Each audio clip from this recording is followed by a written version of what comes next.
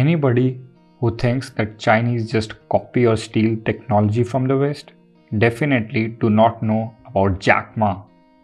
Jack Ma is part Bill Gates, part Steve Jobs, and part Mark Zuckerberg, all rolled in one.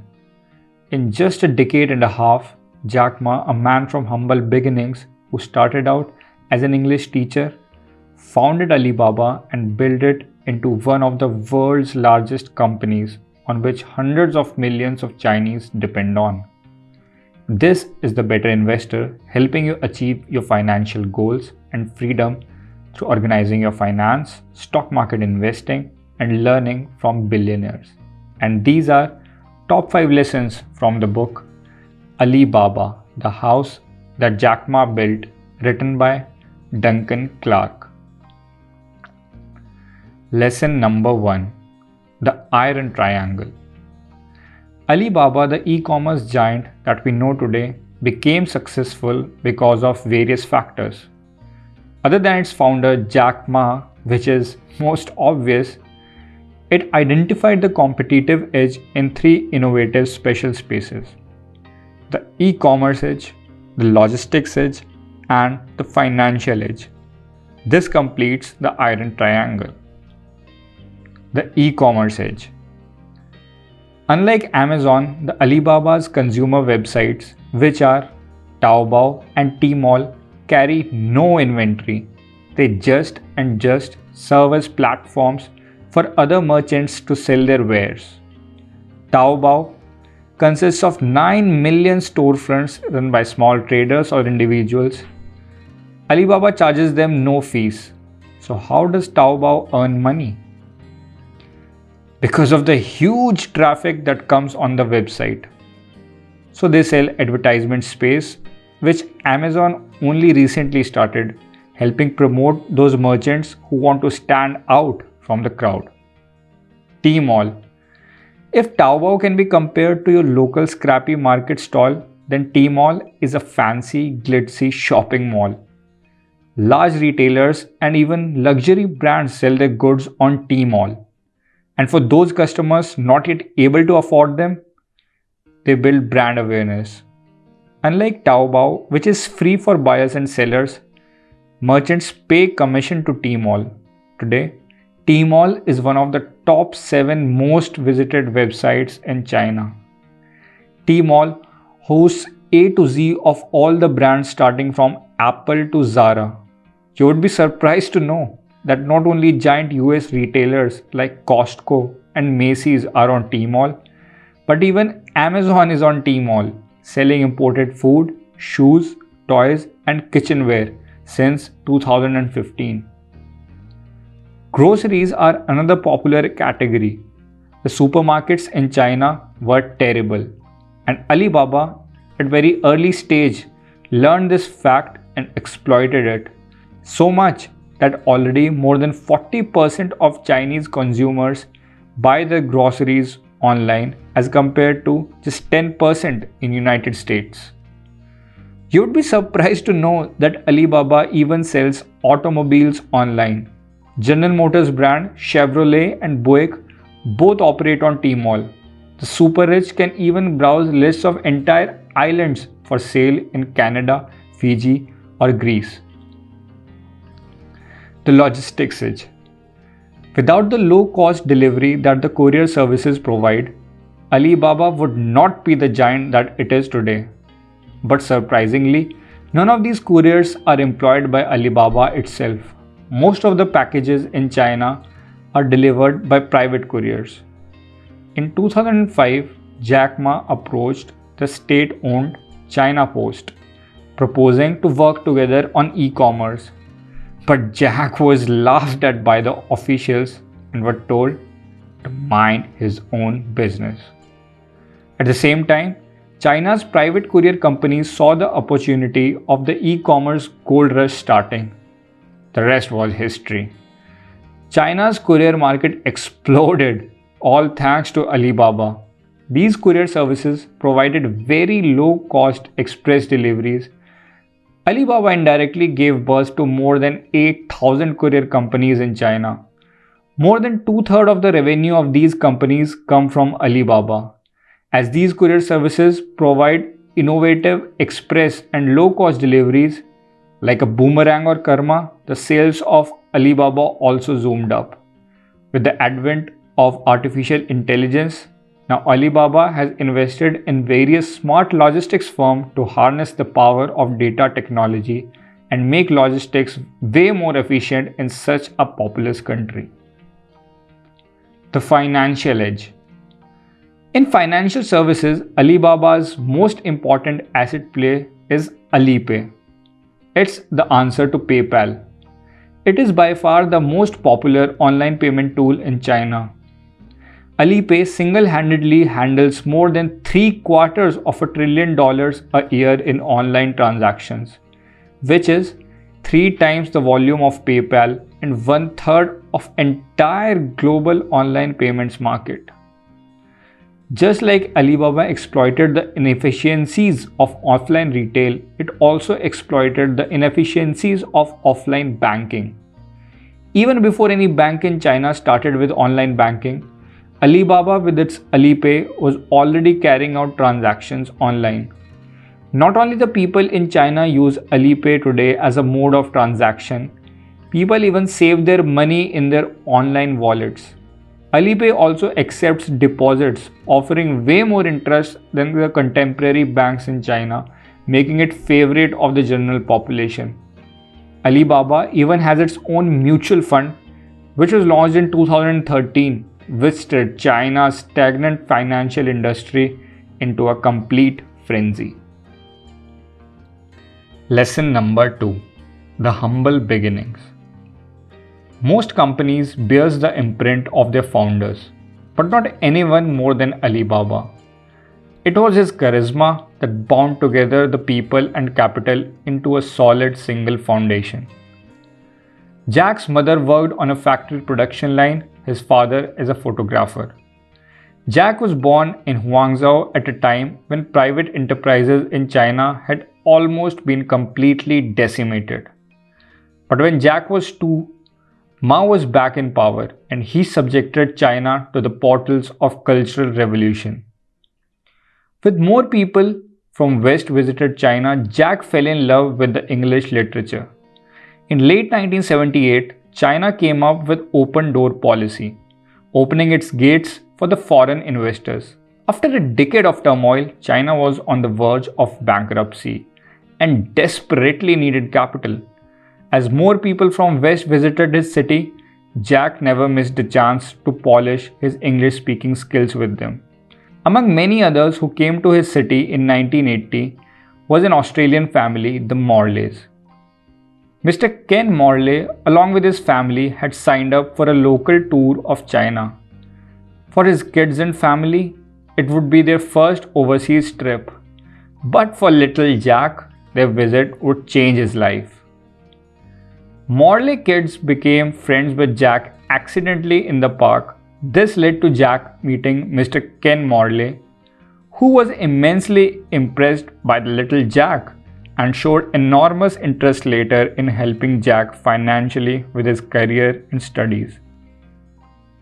Good speaking skills of Jack were of little to no use for one of Jack's earliest enemies, the mathematics. In China, all high school students hoping to go on higher education had to pass a merit-based higher education test, in which mathematics, Chinese, and a foreign language was mandatory. Jack took the exam and failed badly the first time he took test, scoring just 1 out of 120 in maths. He appeared for it the next time without losing hopes and preparing hard this time. Though his scores improved slightly to 19 out of 120, it was still short needed for the selection. During those days, he sent out 11 job applications, but all were faced with rejection. Even the KFC turned him away, the only one out of 24 candidates. Finally, in 1984, when he was 19, he raised his math score to get an admission into local university, scoring 89 out of 120 this time, barely making it due to better scores in other subjects. Next year in 1985, he received an invitation from Mr. Morley to come to Australia and visit their family. Jack went there. His friendship with the Morleys blossomed. Back in China during university days, when money concerns were pressing, the Morleys again came for the rescue for young Jack. Few years later, Jack got married, and again the Morleys helped Jack and gave the couple 22,000 Australian dollars to help finance the couple's first home. After graduating in 1988 with bachelor's degree in English, Jack became a lecturer in English, but he had started to think of a career beyond teaching. After his day job at the institute, he would take English classes at YMCA as a side hustle to make ends meet. His classes gained immense popularity among colleges in the city, and the students would come all the way to take lessons from him. But Jack's teaching career soon came to an end, and he resolved to launch his own business before turning 30. Working part-time on his new business after classes, he named his first company Hope. Lesson number 3. Jack the Entrepreneur. In January 1994, at the age of 29, Jack founded the translation agency named Hope. When the company first started, there were just 5 employees who were his retired teacher friends. Jack asked the students to help them distributing banners as a marketing strategy in their colleges. His Hope translation agency was successfully running, but it was becoming clear to Jack that translation services alone were not going to satiate his entrepreneurial ambitions. With his reputation as an English-speaking expert, he was asked by the state to visit a logistics company to assist an interpreter in helping resolve a dispute with an American company over the construction of a new highway. The dispute did not materialize in China, and Jack was asked by the government to go to United States to settle the dispute. The visit to America was going to change the perspective of his career forever. On his trip to America, Jack for the very first time came to see what internet was. He was told by his colleague in America, "Jack, this is internet and you can search whatever you want." Coincidentally, Jack searched beer. He saw results of all kinds of beer, American beer, German beer, but no China beer. His curiosity made him search the word China, and the search showed no results. The data on the internet was limited, and there was literally no information about China present on the internet. On his trip, Jack set up a website for his Chinese Hope translation agency, giving out the contact number and address. In less than 3 hours of launching the website, Jack got 5 emails inquiring about his translation services. He was shocked to see that. When Jack returned back, he got along with him a computer running Intel 486 processor. It was most advanced in China at that time. He then set about building concept of online web page, which he named as China Pages. When he dived into his second venture, he was ready to charge on leaving his teaching days far behind. Concept of China Pages was to provide information for Chinese businesses for the world to know, more like an advertisement. To fund his startup, Jack borrowed money from his relatives, and his wife Kathy was the first employee. Though they were slowly getting customers, but by this time they badly needed clients. There were already expensive costs of domain and website hosting. Plus, Jack had left his job too. All that he and his wife had was China Pages. Due to the lack of telecom services, it was becoming almost impossible for Jack to make local businesses understand the power of internet and their business China Pages. Finally, in 1995, State Telecom started to provide internet connection, and luckily, Jack was able to load a website in front of his first client on the computer that he got from US. It took 3.5 hours to download the front page. Slowly, the telecom infrastructure in China picked up, and it started the era of country's first technology entrepreneurs. Almost all of these were US educated engineers. By 1995, the internet build out in the country gained momentum.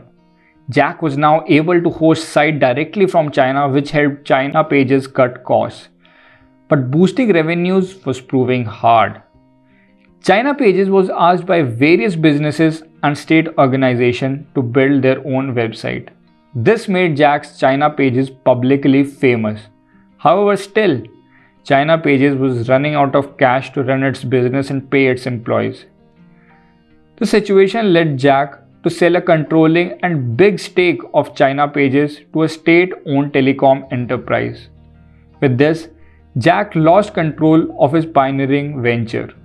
In 1997, Jack announced that he was giving up all his stakes in China Pages and moving to Beijing. Jack's statement that the internet would change the world was right. His problem was that he has launched his venture too soon. Jack then put his dreams on hold, taking a job in an economic corporation in Beijing. Lesson number 4. In every crisis, there is an opportunity. Third time lucky with his struggles with Hope Translation and China Pages and an uncomfortable period working for government in Beijing, Jack went on to find Alibaba at the beginning of 1999.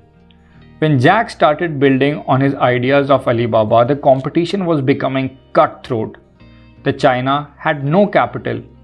Instead, all the funding was coming in from America. Many firms had big fundings from VCs. A total of 18 regular common people came together, mostly all employees, as shareholders to raise capital for Alibaba initially, with Jack and his wife Kathy being the largest of all. With their feet on the floor and high hopes, they toiled out 16 hours a day, 7 days a week to work on Alibaba. There were many other e-commerce platforms starting like Alibaba, most of them copying the concepts from America. But Jack's Alibaba was unique. To get the initial customer base, getting onto Alibaba was kept free for merchants. The other competitors charged significant commission from the merchants of portion of the sales, unlike Alibaba. This significant differentiation attracted huge vendors and merchants towards Alibaba. Though giving things free was a nice tool in short run to gain that initial advantage and customer base, however, it was not sustainable for long term. Alibaba needed more capital.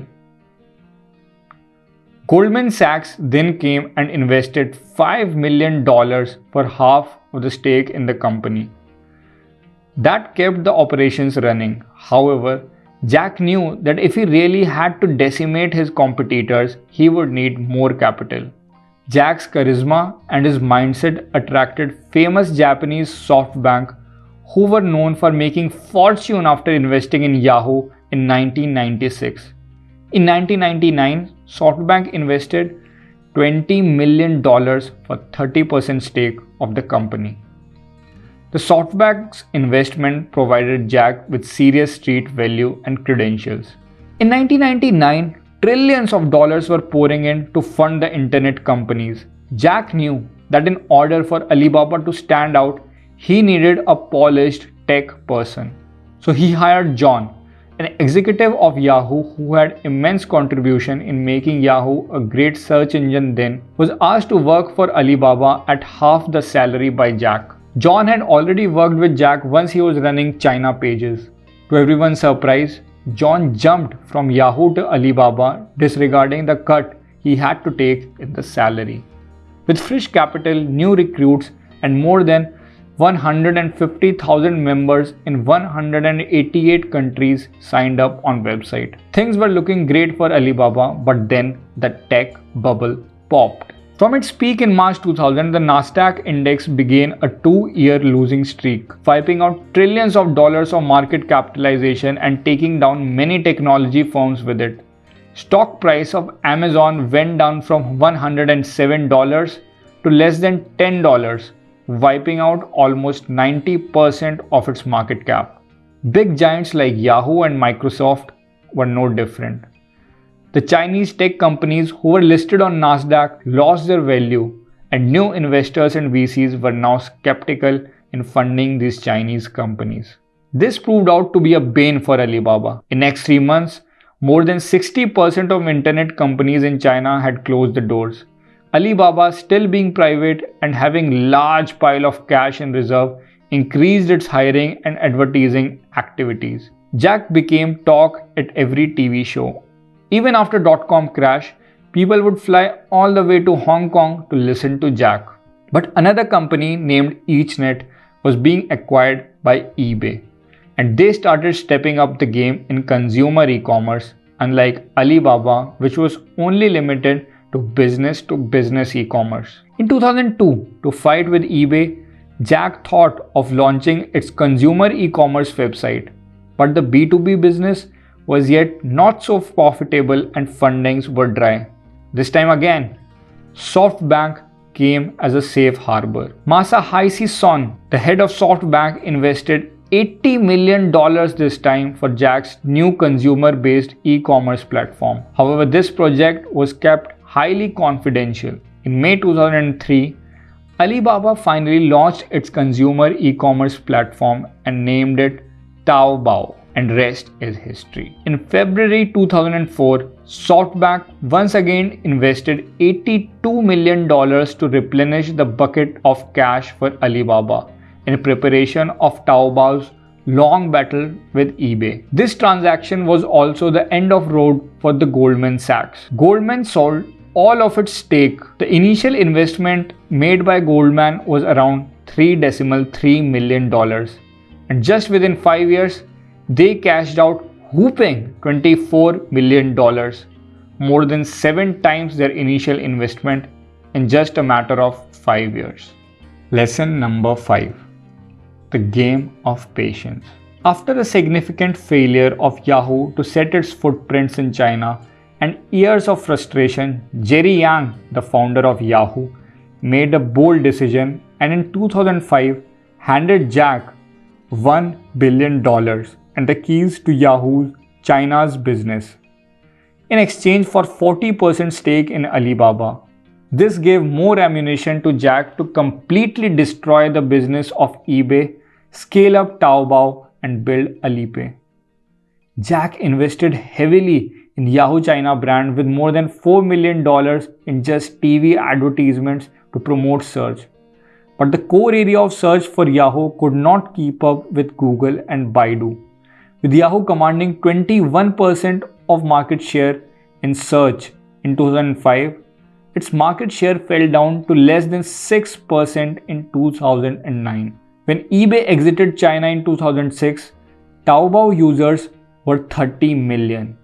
Within 3 years, they were 170 million, and the sales had grown from $2 billion to $30 billion. Still, Taobao was a loss-making company due to giving free listing space to merchants. In 2007, Jack listed the initial offering of its B2B business of Alibaba on Hong Kong Exchange. The IPO was subscribed by whopping 257 times by the retailers. Only those lucky enough saw their investment triple on the listing day from $13 to $39, giving Alibaba's B2B business a valuation of $26 billion, a multiple of 300 times its earnings. After the listing, the former Alibaba CEO said that he got a valuable insight from Jack. Raise money when you don't need it. When you need it, don't go out to raise money. It's too late. Jack used the money to feed Taobao. Taobao selling advertisement space to the merchants. Jack used the money to feed Taobao. Taobao started selling advertisement space to the merchants for their brand to stand out on Taobao's website. Finally, Taobao started generating meaningful revenues and outshining the B2B business. You may think it was a wonderful decision when I told that the Goldman Sachs made 7 times the initial investment when they sold their stake in 2004. But then happened the historical listing of Alibaba on New York Stock Exchange in 2014, with Alibaba selling 16% of stake for $25 billion, the biggest in the history. Goldman Sachs $3.3 million in 1999 in Alibaba would have been worth more than $12.5 billion, a whooping return of more than 3,500 times from initial investment value within a matter of 15 years. What seems good can be way better if you have some patience.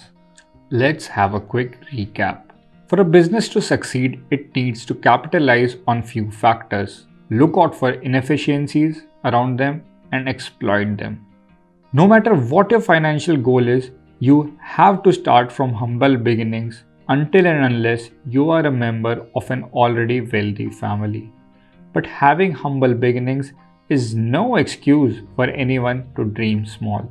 On the entrepreneur journey, most of the times you will not succeed the very first time. So be prepared to fail, but also be prepared to get up and start again. In every crisis, there is an opportunity.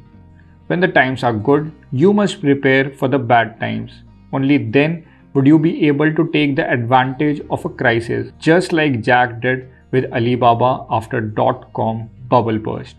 When things are going good, we may get greedy, but at those times, we must think of the long-term perspective and, as Charlie Munger says, delay gratification.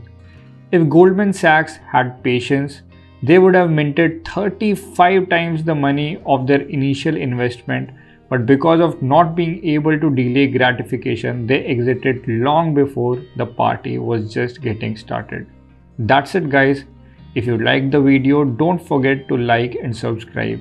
I will come again with lessons of another book related to stock market investing or personal finance soon. This is The Better Investors. Until then, cheers, guys.